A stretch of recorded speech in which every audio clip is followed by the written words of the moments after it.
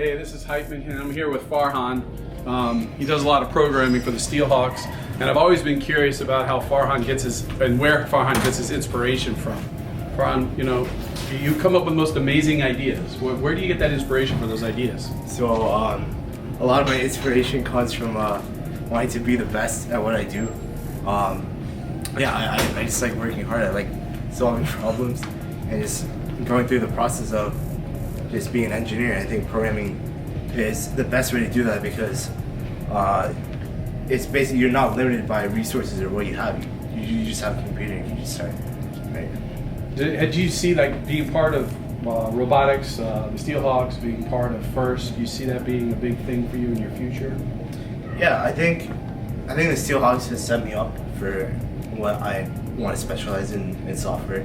When you think about software, you have a whole bunch of different disciplines you can do. You can do web engineering, you can do robotics, right? I think robotics blends my love for two things, physics and programming, and a whole bunch of stuff like the engineering philosophy. It basically combines all that, and I think robotics is something that will be deeply connected to what I do. It could be maybe biotech, but biotech has a lot of robotics aspects, or maybe just going straight into AI and automation, stuff like that. One of the things I kind of want to highlight is like your big love for the vision side of how robotics works and on our team, and you've like turned the vision world on edge here on our team. Can you talk about that a little bit, about what you changed and why it's such a big movement for us here at the Steelhawks? Yeah, so it kind of started with last year where we decided to move towards, I guess, more custom vision solutions where we looked into photon vision instead of using limelights. And one of our biggest gains was actually having a solid filtering algorithm where we're building basically an architecture of basically building our own libraries where we can pass it on year by year. So we're basically making stuff that's platform agnostic, where robot to robot you can reuse the same software and you're basically building a knowledge base.